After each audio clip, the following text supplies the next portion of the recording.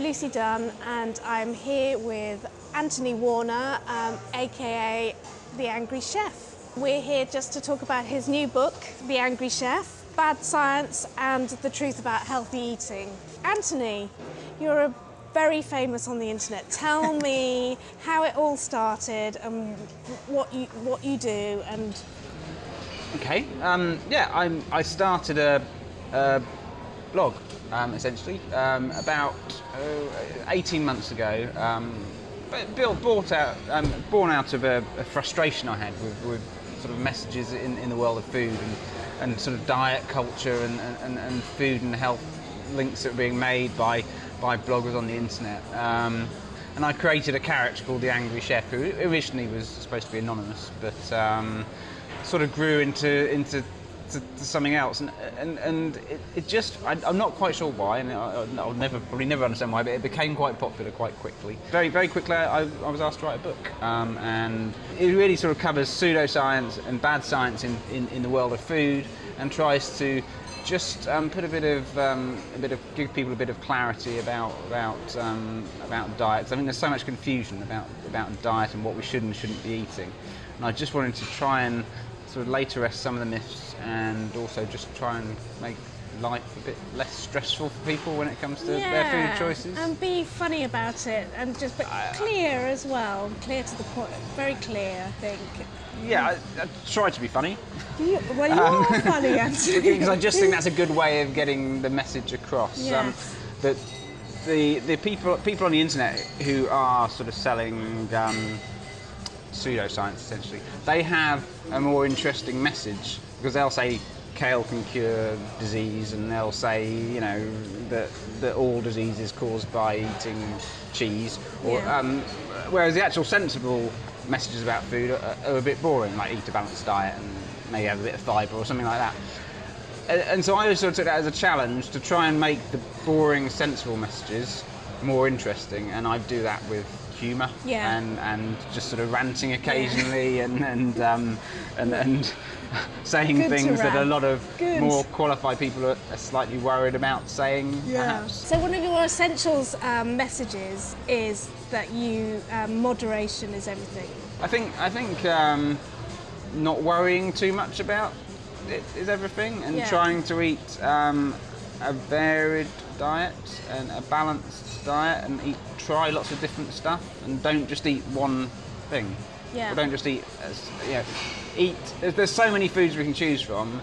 If you sort of want to try all of them, and and that sort of happens if you really enjoy food. If you want to sort of embrace as much variety as possible, usually moderation in everything will result from it. I personally think that's the best message. I think if you're really trying to restrict yourself and only eat certain things, or only less than you actually want, then you'll end up probably not doing too well. And not cutting out any food groups. Not unless there's any reason to do so. No, I mean, I don't understand why you'd want to cut anything out. Yeah. So, any sort of food if you don't actually medically like need to do so. gluten and things like that. Yeah, I mean, there's no, when there's no evidence and you haven't been diagnosed by a medical professional that you can't eat gluten, then yes, why would you want to? Bread's amazing. Gluten's a really, really nice thing. It gives bread structure, and is, wheat has been a sort of staple of the human diet for tens of thousands of years. Why would you cut that out if you didn't have to? One of your main things that you become quite famous for is the movement, which is clean eating, and how that's taken over the internet, and again just feeding into restrictive eating. And so tell me about it. What makes you angry about that? There's a lot of things. A lot of reasons to be sort of worried about clean eating. Just the language around it, I think, is troubling. To say one food's clean and kind of implies another food's dirty, and the choices that you're not supposed to be eating are dirty. And as we have this sort of tendency to believe we are what we eat, we have this tendency to believe that we'll take on the qualities of the food we eat, and so people saying that certain foods are clean and certain foods are dirty, the implication is that if you eat the dirty foods, you will become dirty yourself and you will be tainted. And that, that's an interesting thing. It runs through a lot of religion as well. It is quite quite a common association, but it can be quite damaging. It can make people become very scared about eating certain foods. The troubling thing, I guess, about clean eating movement in general was it was always talking about sort of wellness and well-being, but in reality it was always about weight loss. But they weren't. It became a sort of thing for a certain generation of people not to talk about weight loss. It became quite unfashionable. It had to be sort of effortless. You have to be like, oh, I'm so effortlessly thin, I don't have to work at it, I don't have to think about it. And that's very difficult to achieve for some people. And I think the reason, that's why clean eating has adopted this tendency to demonise certain foods without reason, like say gluten is bad or dairy is bad, or without real scientific justification for it, because they're sort of hiding the goal of what the diet's actually about, which is about losing weight, it's about being thin, and they don't like to talk about that. And that's why clean eating has sort of, it's kind of a magpie which picks different bits of pseudoscience, like the alkaline diet, or sort of that dairy is bad and causes cancer, or that gluten will damage your gut somehow. But underlying all that is this association of clean and dirty, which can get into a lot of people's heads, and a lot of people suffering from eating disorders these days are people following these clean eating diets. I'm not saying one causes the other, but it's very common within, if you speak to anyone treating eating disorder patients, they will say they follow clean eating bloggers and they follow this path of restriction. The restriction and cutting things out gives them a justification for what they're doing. Is restrictive, I suppose restrictive eating in any way is a kind of disorder in itself, maybe. If there's no justification for it, why, it's fear around food, it's people being scared around food. I spoke to a friend of mine who's a dietitian who works with eating disorder patients, and she said to me, if you're going to a barbecue tomorrow and you're really worried about what you're going to eat, then you probably have a disordered eating. Not an eating disorder, but disordered eating, which can eventually lead to eating disorders. And I know a lot of people who fit into that category. They'll be like, oh my God, it will be a cheap burger on a slice of white bread. And they'll be really scared about doing that. And when you think about it, it's just a one-off. It's not going to do any harm. It's not poisonous. It's a one-off at a friend's house, and they're quite, as long as the food's safe, then why are people so scared of that? Why are people so worried about eating a one-off burger? So let's talk about misinformation. So, for example, gluten being bad for you, and how that becomes, how does that become, why has that become so popular? I think one of the real problems we have at the moment is we have so much information. All of us are subjected to enormous sort of quantity of information every day, from getting up in the morning, turning on your phone, turning on your laptop. You've got loads of stuff coming at you from all different angles, from all your social media feeds and all your emails and from the new 24-hour news channels, and because of that we have to make quite quick judgments about stuff, about everything we do. We have to be quite instinctive, otherwise there's just too much information, and we're kind of at a point where we're getting too much information and we're struggling to make judgments about it. So it's easy just to believe someone we like on social media and just say, and then you sort of process information in that way. We have less trust in particular news sources. Sometimes someone just shares something about gluten, or it damages your gut, or whatever. Then you process that information a bit too quickly. It can be very easy to accept that information without question into your everyday life, and we all do it in different ways. I'm particularly, I have a background in food science. So I'm quite good at making judgments about food, but about other stuff I make loads of mistakes. And I think we all make loads of mistakes. And I think we're more inclined to make mistakes these days because we're making a lot of instinctive judgments, just because we have so much information being thrown at us all the time. Superfood isn't a thing, is it? It doesn't exist? It's a thing. People are trying to sell it to you all the time. Yes, but tell me about the word superfood, because it has no sort of basis in any. There's no definition of superfood within science. It's a marketing term, pure and simple. It's a marketing term. Yeah, okay. Superfood is any food with a PR organisation behind it. I think sometimes all food could be classified as, you know, all food has value in some way, and you know, whether something's good for you or bad for you is dependent upon the context of what you eat when you eat it. You know, so the worry is people are kind of medicalising what they're eating. Yeah. So saying they're eating something because it will have a curative effect, and they're attaching sort of value. You know, there's a big thing about toxicity in food, and you have to detox all the time, and you have to take toxins out of your body, which, you know, your liver and kidneys do a perfectly good job. Converse is a superfood, which is this all sort of healing, wonderful thing, and if you eat lots of that, then you'll be in extraordinary health. And a lot of that can feed into disordered eating as well, because people will, you know, be obsessive about consuming a huge quantity of something that they don't particularly like, and I just think that creates a poor association with food. I've been there. Sorry. Okay.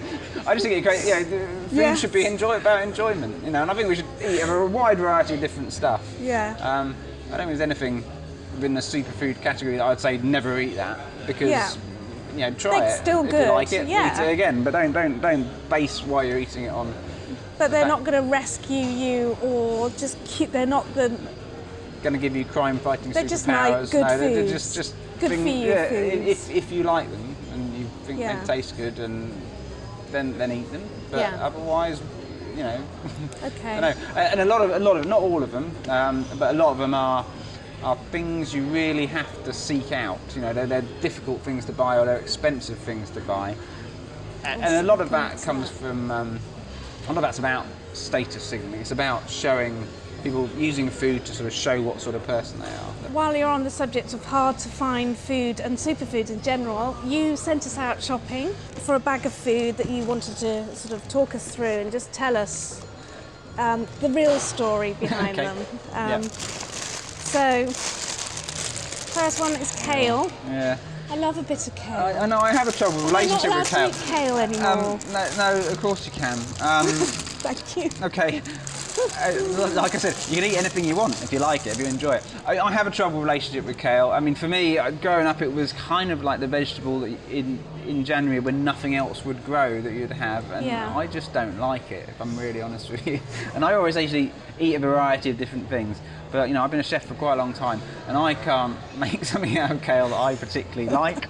I get in a lot of trouble when I talk about kale, and I've never known a dish wouldn't be better with some Savoy cabbage instead of kale to replace it. I just worry that people attach a sort of this sort of virtue to it, because there's no evidence that it has any particular, you know, more nutritional benefit than any other similar sort of green vegetable. So you say cabbage, I should just if you prefer cabbage, eat cabbage. I just think if you're eating something you don't, I'm sure you do like kale. If you're eating something you don't particularly enjoy because you think it has some medical benefit, then eat something that's got equally as much benefit that you enjoy a bit more. Coconut oil. Coconut oil. Okay. So tell me about coconut oil. I thought it wasn't that bad, but... Well, I'm not saying it's bad. this is okay. I'm not saying anything's good or bad. Okay, it's all kind of just food. Coconut oil gets a whole chapter in the book. And it has a very high saturated fat content. Which you really can't, more than almost any other oil. It's about 90% saturated fat. Okay. Which, you know, you should have a certain amount, but, you know, an excess of saturated moderation. Fat. Yeah.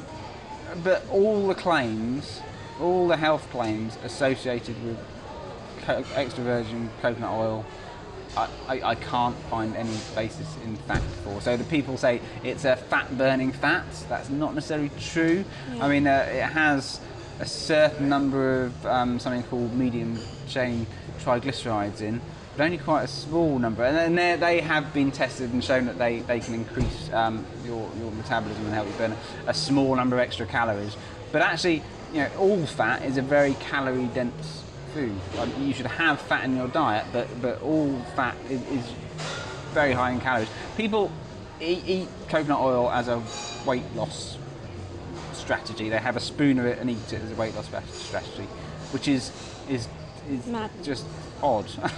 It's just strange behaviour. Can't be that nice to eat No. a tablespoon of coconut oil. If it was a miracle fat-burning fat with anti-disease fighting properties, and you could prove it, it would say it all over the pack and all over the adverts, but it doesn't. We've got all of these here. We've got agave, your average sugar, honey, and maple syrup. The theme there's nothing bad about these, but tell me just what misinformation there is around sweetening things, a lot. because I would naturally myself probably go for the agave. Okay. I don't know why. I'm going to ask you why. Okay.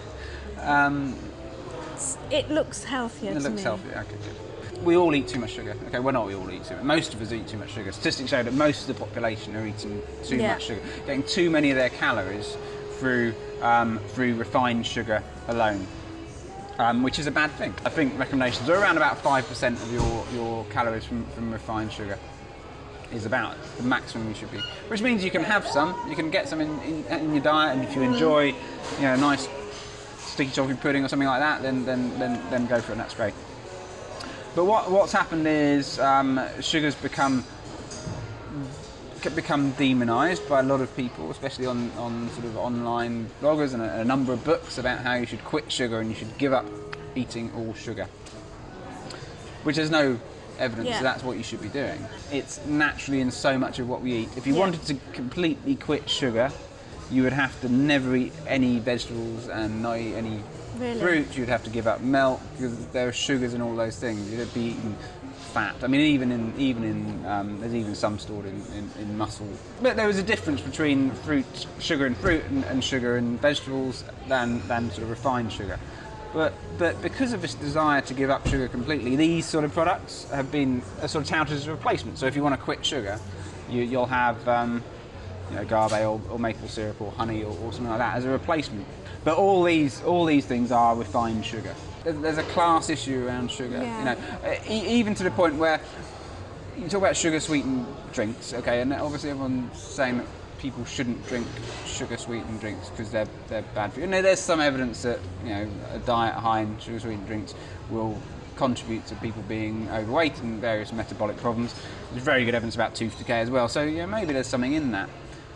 And you hear people say, usually what people say, people shouldn't drink sugar-sweetened drinks. They should have a glass of water instead.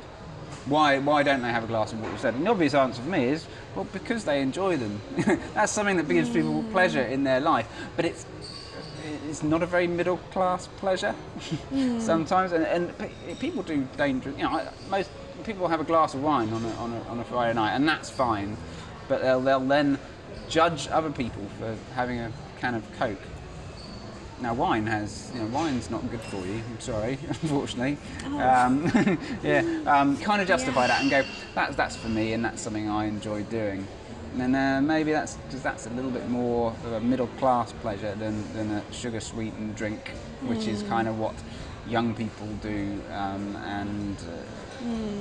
I don't know. So, juices.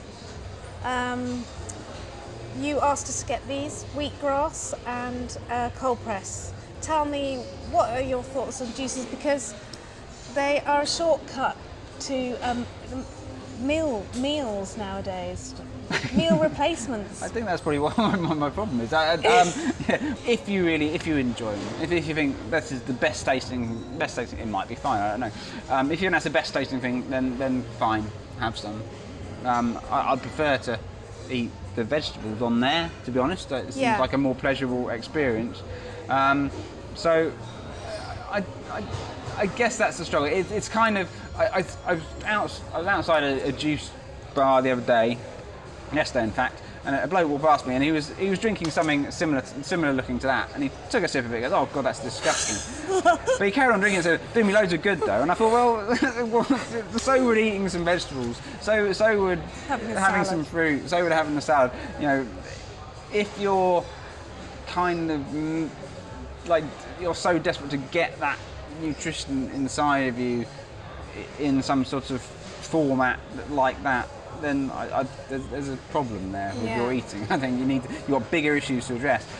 I think a lot of it is people walking around carrying these things, wanting to show a little bit that's project an image, that's what they should do. And I think that's what a lot of that represents. It's not necessarily a bad thing, but I think it's worth recognising that's a lot of what people are doing. Yeah. It's sort of, I've got my green juice in the same way that a lot of sort of youth culture people will have a can of drink and use the same, a can of sugar sweetened drink to do the Status same symbol. thing. It's showing something of who you are. Yeah. And I think once you recognise that, it starts to make a bit more sense why people are putting themselves through drinking something they don't enjoy. So also in the bag is processed food. Tell me about this. I worry that very much a lot of sort of bloggers on the internet and a lot of sort of fairly serious food campaigners do spend a lot of time demonising processed food. Yeah. And again, it's classifying foods as either good or bad. So all processed foods are bad, and we should just eat real food, and everyone will be wonderful and healthy and happy and live in a perfect shiny hair and whatever. The reality, I think, is quite different. I think that when we eat something, our body doesn't necessarily know what factory what we're eating was made in. It's really dependent on the actual what the chemical constituents within food. And then people say, this stuff is full of chemicals. Well, everything is full of chemicals. Our body doesn't sort of distinguish between one thing and the other in any meaningful way. There are places if you eat a huge amount of all the time, it would probably make you quite unwell. But there are processed foods which are very good. I mean, so something like that pasta sauce there would be sort of demonised because it's a processed food and it's got a long range of different list of different ingredients in, and and you'd be better off making something yourself. Well, I don't know. It depends how you make it. I've made pasta, spent years working in restaurants, and I made lots of pasta sauces. And as a chef, I'll put lots of oil and salt and sugar and things in to make the taste right. So I don't understand why that one there, which is kind of just a combination of different ingredients, is worse. And often it's just like a moral distinction. I've got some. I think sometimes though, there's been some, stories about certain pasta sauces with lots of sugar that you're only allowed to eat once a week, and there's been that kind of thing in the news, and maybe people are worried about sort of hidden sugars and things like that. There's an amount of sugar in pasta sauce, and there's often an amount of added sugar. Often most of the sugar in a tomato-based pasta sauce will come from the tomatoes, and no more than one that I'd make at home anyway, because often if something tastes a bit acidic, I'll put a little bit of sugar in just to take that off. Yeah.